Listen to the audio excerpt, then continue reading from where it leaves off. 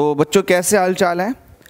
10+2 की तैयारी कर रहे थे हम लोग और हमारे पास ट्रिग्नोमेट्री का पोर्शन काफ़ी बचा हुआ है। तो चलिए इस पोर्शन को भी बहुत जल्दी कवर कर लेते हैं। आप लोगों का सपोर्ट चाहिए। वीडियो को लाइक कर दें, चैनल को सब्सक्राइब और वीडियो को शेयर कर दें उन सभी स्टूडेंट्स को जो 10+2 की तैयारी कर रहे हैं और उन्हें बहुत ज़्यादा दिक्कतें पड़ रही हैं मैथमेटिक्स के अंदर, फिजिक्स के अंदर, केमिस्ट्री के अंदर, बायोलॉजी के अंदर। उन सबको वीडियो शेयर करें ताकि उनकी वो प्रॉब्लम्स दूर हो सकें। चलो ट्रिग्नोमेट्री को स्टार्ट करते हैं। जामिया का बहुत जल्दी आपका एंट्रेंस होने वाला है, तो गुड लक और मेहनत करो यार, कोशिश करो कि फोड़ दो और इसके बाद फिर अलीगढ़ देखेंगे। तो ट्रिग्नोमेट्री में पहला क्वेश्चन आता है कि if angle A and angle B are acute angles. Acute angles का मतलब होता है 90 डिग्री से कम। तो हमसे कह रहा है सच दैट, इस तरह से एक्यूट एंगल्स हैं कि कोज ए की वैल्यू जो है वो कोज बी के बराबर है। तो आप बताओ कि एंगल्स के साथ क्या हो रहा होगा।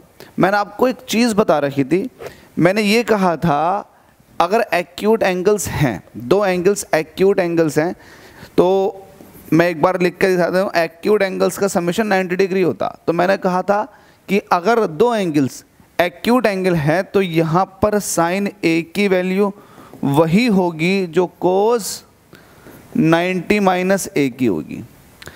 मतलब क्या, कोस 90 माइनस ए अल्टीमेटली क्या हो जाएगा, ये हो जाएगा कोस बी, है ना। तो मैंने यहाँ से ये वाली बात आपको कह रखी थी कि साइन ए की वैल्यू वही होगी जो कोस बी की वैल्यू होगी। क्यों होगी?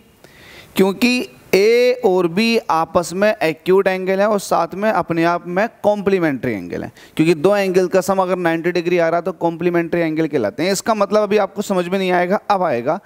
इसका मतलब ये होता है कि जो साइन 30 डिग्री की वैल्यू होती है वो कोस 60 डिग्री की वैल्यू होगी, और जो साइन 45 डिग्री की वैल्यू होगी वो कोस 45 डिग्री की वैल्यू होगी, और जो साइन 20 डिग्री की वैल्यू होगी वो कोस 70 डिग्री की वैल्यू होगी। मतलब दो एंगल का सम अगर 90 डिग्री आ रहा है ना, तो आप ये कह सकते हैं कि जो साइन 1 डिग्री की वैल्यू होगी वो कोस 89 डिग्री की, क्योंकि 89 में 1 ऐड करोगे तो 90 हो जाएगा। तो ये ध्यान रखना। तो हमसे कह रहा कि एंगल के साथ क्या हो रहा होगा। तो यार आपको पता है कि कोस ए कोस बी के बराबर तभी हो सकता है जब इनके एंगल्स आपस में इक्वल हो, अदरवाइज कोई और केस नहीं है। तो आंसर तो बहुत सिंपल था, लेकिन चीज़ें बारीकी से समझाने के लिए मैंने आपको ये चीज़ बताई, क्योंकि हो सकता है क्वेश्चन और तरीके से आ जाए।